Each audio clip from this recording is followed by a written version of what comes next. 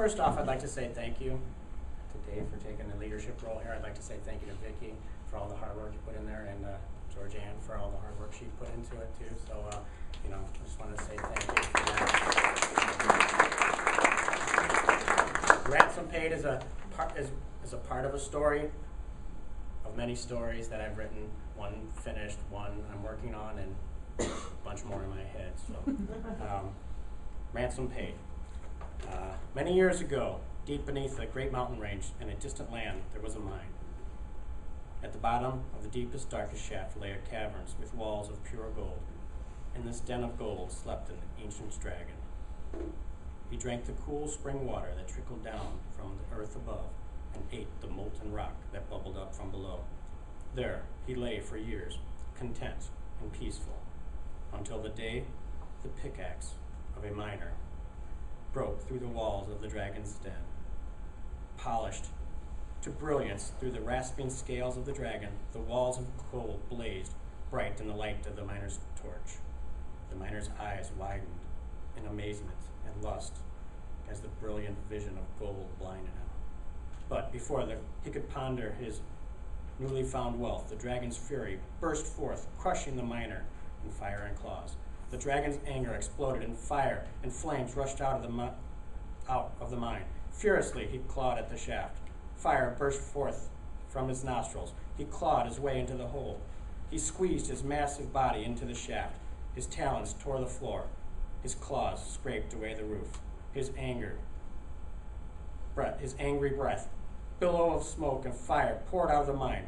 Workers ran for their lives. Black smoke filled the sky. Still, the dragon clawed his way up the shaft. The village at the base of the mountain erupted in panic, but no one knew the true depth of fury that had been unleashed. As the dragon broke free from the shaft, he spread his wings, and the devastation began. With one fiery breath, the miner's camp was gone. With a mighty flap of his wings, he soared up high into the sky, and with a swoop back down in a great arc on the village below, engulfed in a storm of fire. Building after building exploded in a torrent of flames. The dragon's anger seemed endless as billowing black smoke choked the skies. Fire blazed, and the sun set behind a black cloud. Day after day, the devastation went on. The dragon was relentless. No one was spared. No one was safe. But finally the day came. As a cool breeze blew down from the north, silence again was heard. The dragon's fury no longer rained down relentless. The sun broke as the black cloud rolled away. In the mountain, the dragon rested. He lay curled up at the mouth of a smoldering mine shaft, his chin on his claws, his wings tucked away. At the edge of a charred clearing, an old man stepped out from the smoky haze of the forest. He was bent at the waist from the years he had seen. Like the rings of a tree, the wrinkles on his brow gave number to his years. A long gray beard hung down to his waist. His eyes squinted as he stepped out of the dark forest and into the sunshine. The dragon's eyes opened slowly, one at a time, as the old man hobbled forward into the light. With a puff from his nostrils, the dragon raised his head. The old man stopped, leaned on his staff, as the creature's steaming breath blew past him. "You will make a tasty breakfast, old man," said the dragon as he stretched out his wings. "I have come to parley and offer a ransom for peace," the old man said, pulling a cape around him. "My son at this moment is raising an army to destroy you." "Ha!" snorted the dragon as he wiped the sleep away from his eyes. "Who are you, old man, so that I'll know the name of my breakfast and the father of my lunch?" "I am Daniel, the elder chieftain of the valley," he explained as he hobbled over to a large stone at the edge of a clearing. "My son seeks to destroy you, even against my counsel.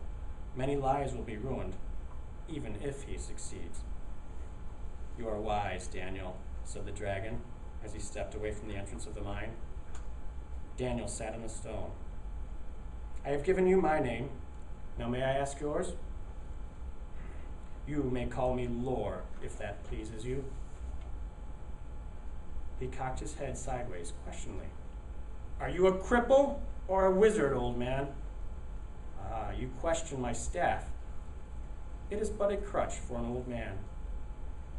But things are not always as they appear. Cripple or wizard, I am here. Daniel reached under his cape and pulled out a crimson leather pouch. Your rage comes from deep within, he said as he placed the pouch on the stone. I offer you gold paid twice a year. But this I fear will not quench your anger. This peace I cannot give you.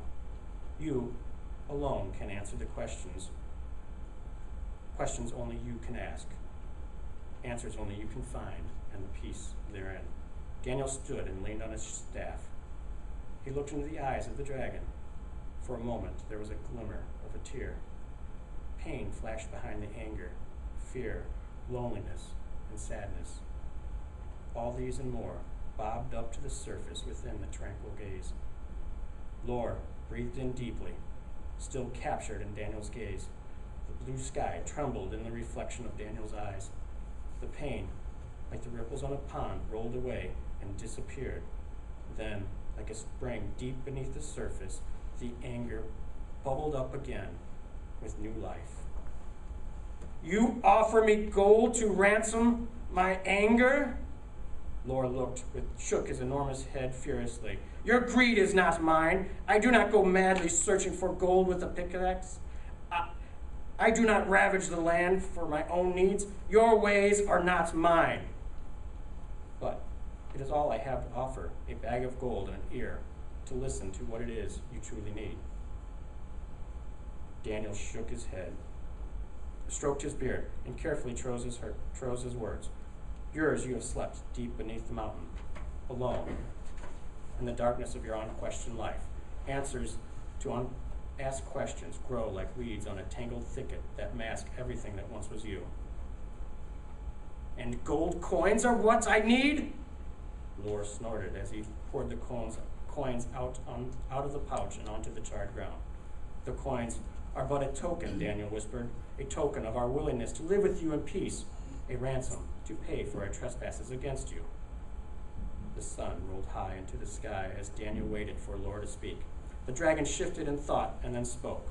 Payment, you say, for trespasses against me? This is acceptable. But I am here to offer more. I am here to listen. Your anger is nourished by more than our human trespasses. It is fed by something deeper. Lore ran his talons through the pile of gold coins, avoiding Daniel's gaze. The leathery skin around Lore's eyes quivered. He drew a deep breath and held it. What do you know of anger, old man? He growled through clenched fangs. I know that anger is but a scab on a branch that grew on a tree, which grew from a seed. Daniel steeled himself with a strength that surpassed his years. Yet with a compassion and love, he continued, it is the seed that we seek, and without the seed there is no branch upon which the flower will grow and bloom. Lore raised his head, spread his powerful wings, knocking Daniel to the ground. So you know anger, old man? Not like mine. Smoke boiled from Lore's nostrils as Daniel scrambled to the forest's edge.